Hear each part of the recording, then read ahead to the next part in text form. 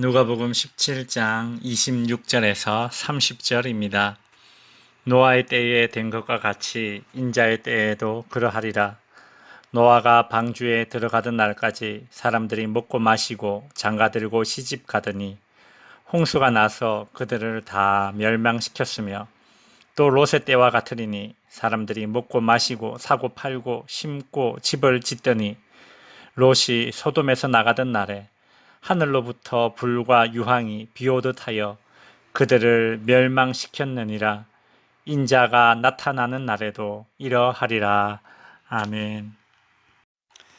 오늘 본문에서는 예수님이 재림하시는 날의 특징을 노아가 심판받던 날과 소돔과 고모라 성이 심판받던 날로 비유하고 있습니다. 26절 노아의 때에 된 것과 같이 인자의 때에도 그러하리라. 27절 노아가 방주에 들어가던 날까지 사람들이 먹고 마시고 장가들고 시집 가더니 홍수가 나서 그들을 다 멸망시켰으며, 예수님께서 재림하시던 날의 특징으로 노아 홍수 시대의 홍수 심판을 언급하고 있습니다.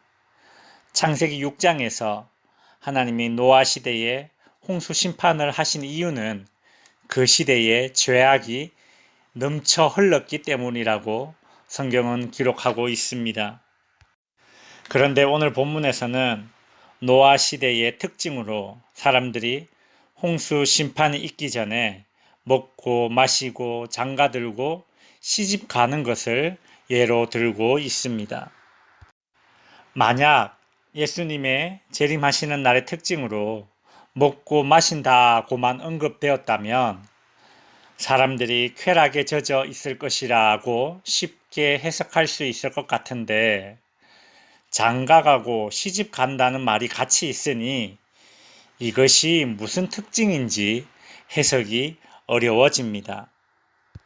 사실 엄밀히 따지면 먹고 마시는 행위를 쾌락으로 해석할 필요도 없습니다. 먹고 마시는 것은 인간의 가장 기본적인 생존을 위한 행위입니다. 장가가고 시집 가는 것도 인간의 종족 번식을 위한 기본적인 행위입니다.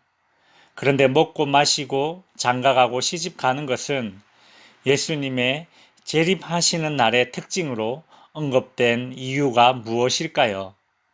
그 답을 찾기 위해서는 예수님께서 재림의 특징으로 두 번째 예로 든 소돔과 고모라 성이 심판당하던 그 시대의 특징도 함께 살펴보도록 하겠습니다.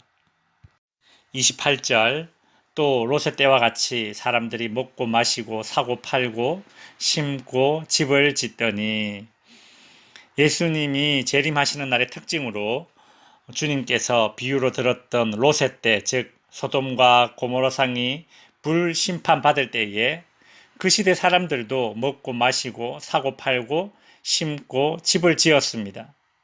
앞에서 언급했듯이 먹고 마시는 것은 생존을 위한 기본적인 행위입니다. 사고 파는 것은 경제적인 기본 활동입니다. 심고 집을 짓는 것도 생존을 위한 기본적인 활동입니다. 롯의 때의 불심판도 노아 시대의 홍수심판 때와 비슷한 현상입니다. 먹고 마시고라는 말만 나온다면 쾌락에 빠져 있었다라고 쉽게 유추가 가능한데, 사고 팔고 심고 집을 짓는다는 말이 또 같이 나오니 이런 행위가 과연 예수님의 재림의 때의 특징으로 언급되기에 참 별것이 없다라는 생각이 듭니다. 사실 먹고 마시고 시집가고 장가가고 사고 팔고 심고 집을 짓는 행동은 지극히 일상적인 행동입니다. 그런데 왜 예수님은 이런 평상시와 같은 행동을 예수님의 재림의 특징으로 언급하고 계시는 것일까요? 예수님의 이 비유는 재림의 두 가지 특징을 가르쳐 줍니다.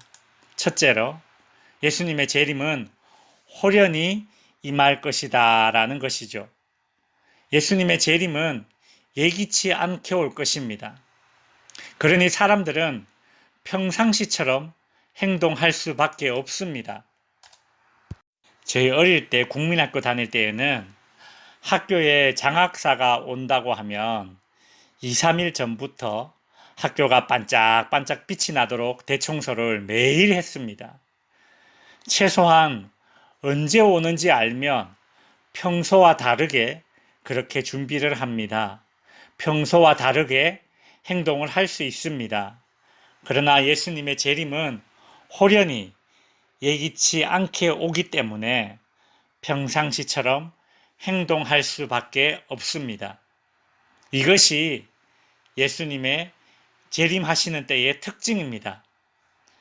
예수님의 재림을 앞두고 뭔가 특별한 징조를 기대하는 우리에게는 이 비유가 조금 싱겁고 아쉽게 느껴지기도 합니다. 예수님의 오늘 말씀의 비유가 가리키는 재림 전의 특징 두 번째는 사람들이 예수님의 재림에 대해 무관심하다는 것입니다.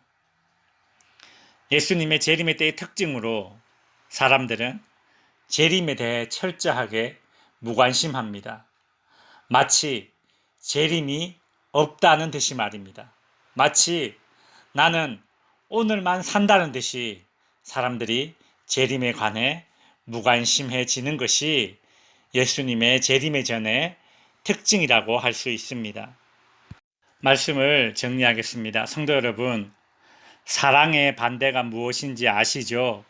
미움이 아닙니다. 사랑의 반대는 무관심입니다. 무관심이 가장 큰 적입니다. 말세의 마귀 사탄은 신자들로 하여금 예수님의 재림에 대해 무관심하게 만듭니다. 이 마귀의 작전은 매우 잘 먹혀 들어가고 있습니다. 여러분, YOLO라는 말을 들어보셨나요? 영어로 You Only Live Once의 약자로 인생은 오직 한 번뿐이라는 의미입니다. 내세에 대해 관심이 없고 인정하지도 않습니다. 요즘 젊은이들은 욜로적으로 살아가는 것이 마치 인생을 지혜롭게 잘 사는 것처럼 인식하고 있습니다. 이것이 문제죠. 성도 여러분, 우리는 주님의 재림을 사모해야 합니다. 사모하든가 혹은 무관심하든가 신자는 둘 중에 하나의 태도로 살아갈 수밖에 없습니다.